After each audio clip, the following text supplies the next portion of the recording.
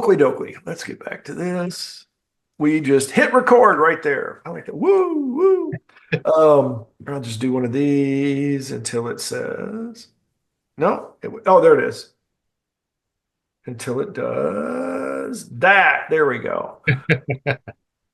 I have raised my hand. Lucky me. Ooh, and it even swapped my little thing. I was thinking boundaries for this episode is like, how do we set boundaries between our life and our work? And I was like, oh, that's a good one. Because we both have problems with Not at that. all. Never. So we're going to go right into this one. We're going to do a little three, a two, and a one. Well, hello and welcome back. We are continuing our season of building better businesses. We are building better developers. This is a Developreneur podcast. This episode, we are going to talk about boundaries. We're going to put some gates and some fortresses and stuff like that and shoot pigs back and forth across them, or oh, that's a whole different thing. I am Rob Broadhead. I'm one of the founders of Developreneur, Building Better Developers. I'm also a founder of RB Consulting, where we are one of those firms that go out there. Actually, we're probably about the only firm. Not the only. There are a few out there. But what we do is we specialize in you. We sit down. We learn your business. We work with you to understand what are the ins and outs, the value proposition that you bring. What is it that you have currently that is your technology stack, your footprint, dare I say, your sprawl. And then we help you organize that through integration, implementation, or integration, simplification, automation, innovation, all these other Asians. And that's just the problem. There's just a lot of that. There's a lot of ways to skin this cat. No offense to the cat lovers out there. There are a lot of ways to leverage technology. It's out there. It's going to be part of business. I don't care if you're like got a lemonade stand. The technology is involved these days. And so what we do is we take our vast experience with technology across a lot of different lines of business, and we help you do technology better. We help you take that big investment and use it to make your business better, to make your customers happier, and everybody wins. Good thing and bad thing. Thanks. Talking about everybody wins. Bad thing. I had to take my car in this week. And it was basically because we were sitting there the other day and Dad looks down and her feet are roughly in water in the bottom of the car in the passenger seat. There's a leak of some sort. So that's never fun having to take it in. And actually what was even worse is it turns out that the guys we took it into, they're more like a body and shop and stuff like that. It was actually windshield related. So now we're going to have to go back and find a windshield place, and it's probably going to take forever to get that stuff actually fixed. I guess the good part about that is it's not a huge leak. It's not all the time. It's just one of those things that's a pain, hence the bad thing. Good thing is, when you're like me and you've been doing work for many, many years, you actually will end up going through, we'll say like seasons and stuff like that with customers. There will be people sometimes you work with for a long time. And then in some cases, if you're like me, they go away for a while because project dies, they move on or whatever. Good thing is I've recently connected back with a customer that I had not worked with in many years. I don't know how many, but more than one. So we'll just call it many. And I had worked with them for, probably 3 or 4 or 5 years, something like that beforehand, before this break.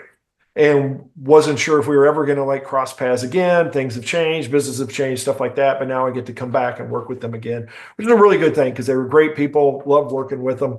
And so it's one of those things I look forward to. You all get to look forward to listening to Michael introduce himself. So go for it. Hey everyone, my name is Michael Meloche. I'm one of the founders of Developreneur, Building Better Developers.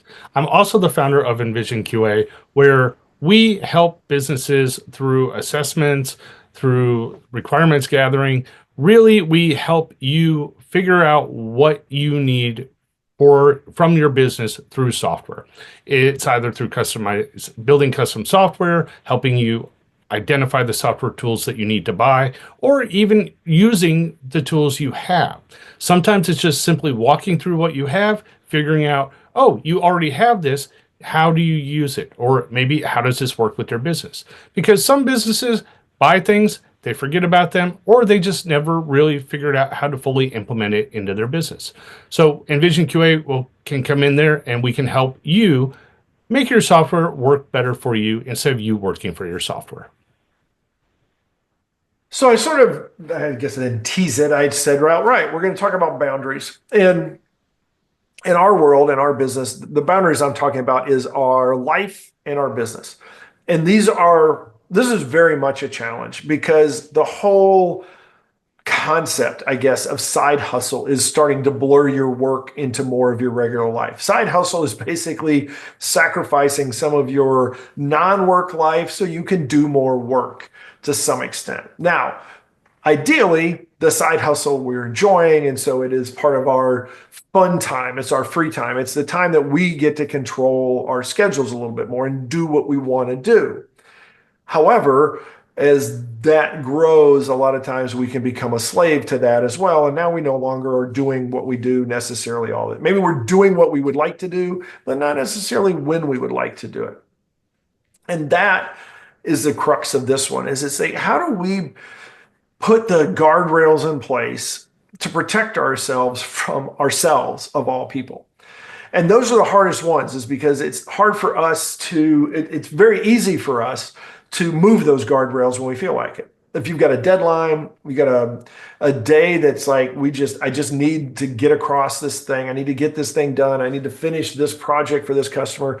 I need to reach out to one more customer, whatever it happens to be. There's always more that can be done. That's sort of the nature of work. Your job is going to be there tomorrow as well. It's not something that's just, here today and gone tomorrow.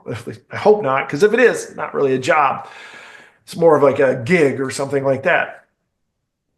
What we need to do, though, is I think one of the things that's like key is have a workplace.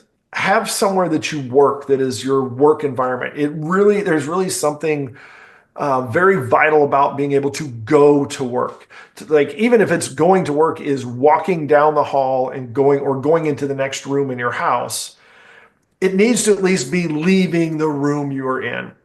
Many years ago, I don't even know, I probably have told this story before, but there was a point where my desk was literally right next to where I slept in my bed.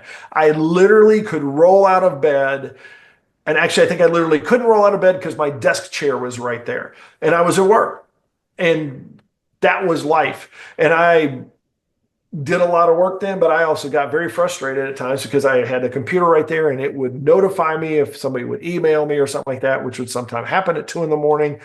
And it's too much. So you need to be able to separate that.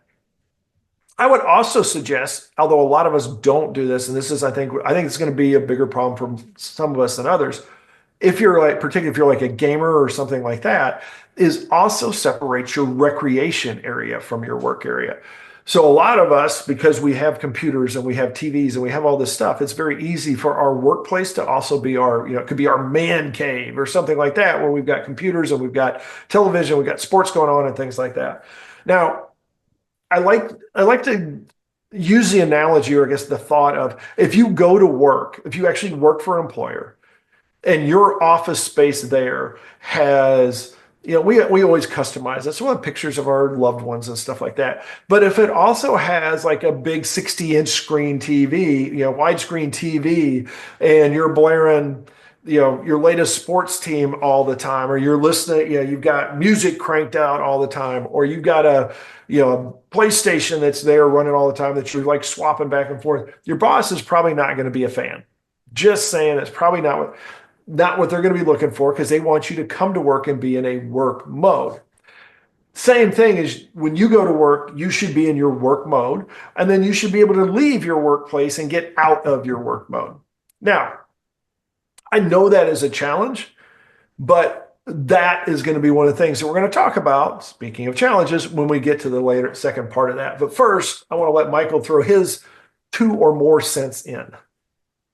Thanks, Rob. Yeah, so what I like about this one is because we're talking about that work-life balance, setting up those barriers. And I think I even alluded to this a couple of podcasts ago in my bad, where I had spent so much time working that I had only had a couple hours to spend with my wife for the entire week. So it's like I did not have good boundaries that week. I did not have separated my time well. One of the things, as you're trying to figure this out, as you're building your business, you are your business. So you are always on.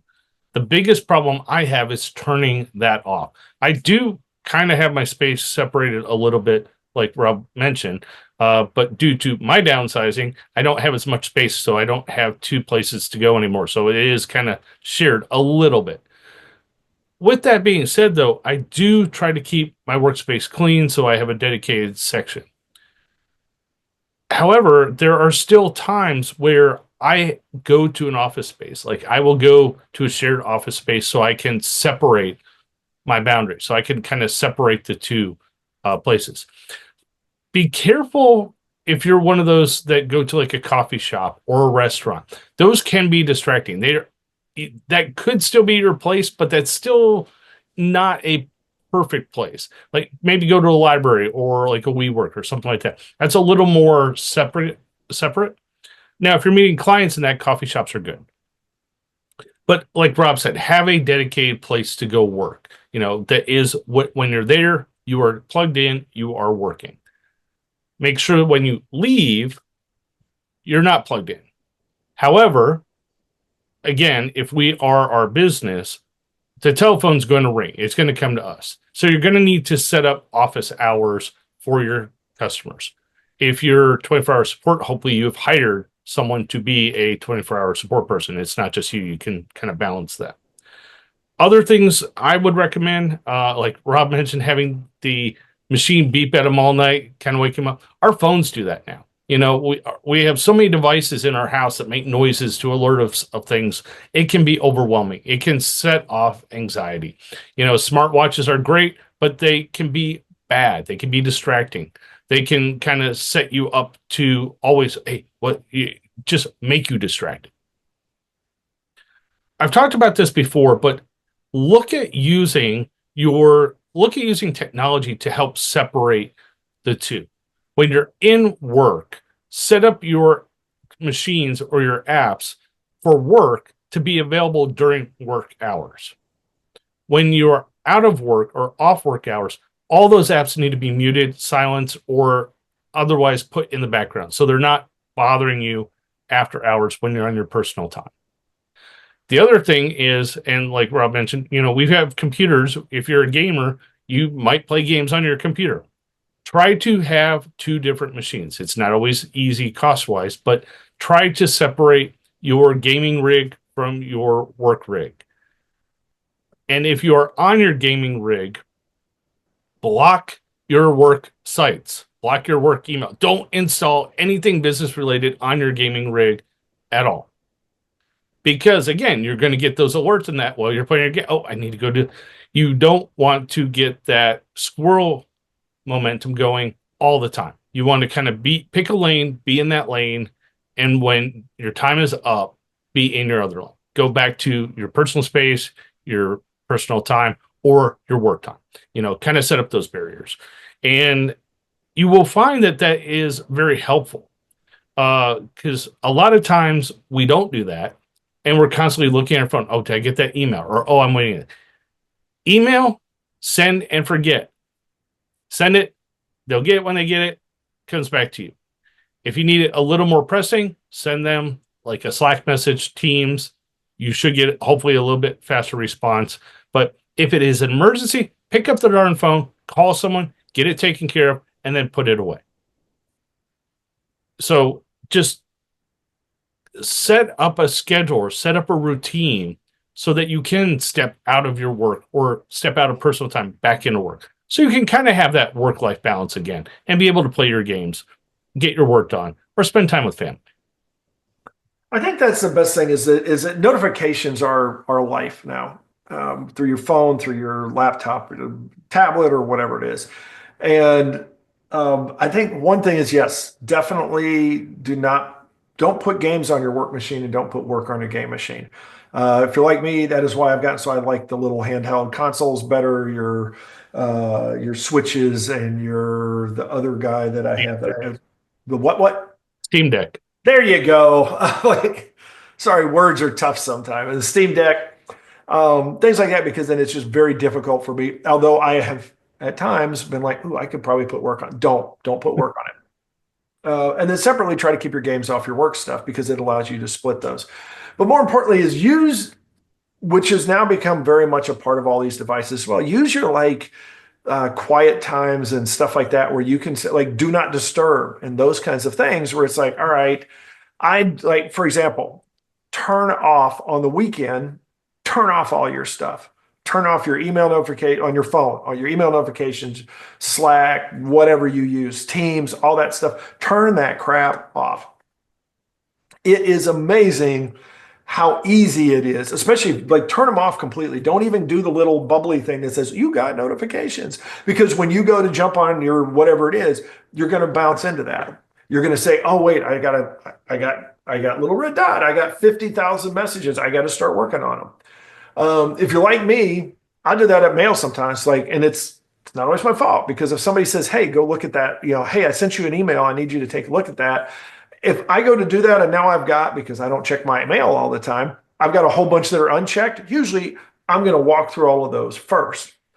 So this goes back to some other automations where you may want to just like get that crap already moved out so that you are more easily going to go directly to what you're supposed to do. Do not pass go, do not collect $200 and get the heck out of that. And that is, it's going to be a habit and it's going to be a hard one to learn. But I think that's going to be your start, is to shut off notifications as much as possible, particularly like outside of work hours. Set some work hours, shut those notifications off. And then even if you are working beyond those hours, you get the bonus that normal workers get when they work out of normal hours. They actually get more productive because they don't have people bugging them, because everybody else is at home. If you're going to spend that extra time working, then work.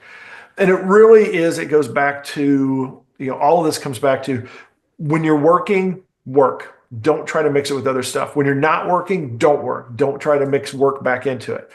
Now, we talk all the time about being able to, like, when you're sitting on the road, you've got dead time and stuff like that. You can find ways to get time back, but that's where you've got to be very careful, is to make sure that you actually have dead time. Schedule, if you can't. If you can't just naturally do it, it's like schedule some time where it's going to be pure dead time. It's like, I could, I'm sitting in a car and I'm driving along and I could be doing something else, but maybe it's better that you don't. Maybe that's the time to just sit there and think for a while or something like that. So the work loves to encroach on our life, and it's just, you're going to have to be strong. But I think that's the thing, is find some boundaries, find some stuff, and be accountable. Tell other people, I'm not working at this time. I get that on a regular basis, and sometimes I get annoyed by it, but my wife will be like, "Hey, it's 3 a.m. Are you still working?" Stuff like that. I'm like, "No," while I'm clacking away on a keyboard, or something like that. It's like, let other people know so that they can remind you as well and hold you accountable and say, "Hey, you're not supposed to be working right now." If you have kids, trust me, they will love to remind you and be like, "Hey, I didn't think you're supposed to be working right now. Why do you have that laptop out?" Like, "Because I'm taking pictures and editing video." I don't know, but whatever it is, watch out for that stuff. Closing thoughts?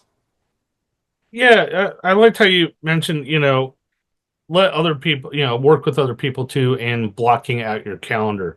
The only other thing I would even mention is use like the social media apps and things like that. You can actually set timers or block times to turn off applications. Certain things like FaceTime and that with Apple, you can actually block like FaceTime. Facebook, LinkedIn. You can block certain applications so that you don't even go into that. Like it's like, oh, okay, block. Can't do that.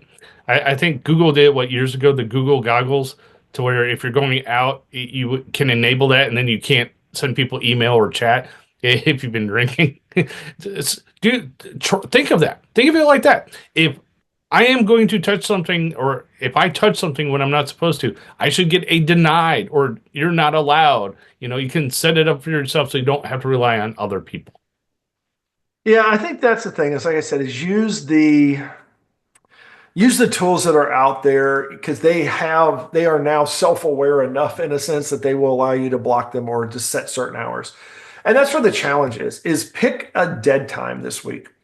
It may be on the weekend. It may be after 6 o'clock or before 6 a.m. or something like that. If you can do it every day, if you can schedule out a week of, like, say, from midnight to 5 a.m. every day, and then from Friday at 6 until Sunday at midnight or whatever, block that stuff out, set something up, play around with your device for a little bit. You have permission to play around on your magical devices just a little bit to go schedule that stuff and shut off all notifications as much as you possibly can. Even like down to like the only thing that should be able to get to you should be emergencies. And then shut off all the notifications about them, all the tags, the badges, all that crap. It will help. It will be a good start. And that's why I'm going to put that challenge on you, because I think we do need to like regain our sanity just a little bit. That being said, I'm not even going to ask you to send us stuff. You know where to go. You know how to leave us responses.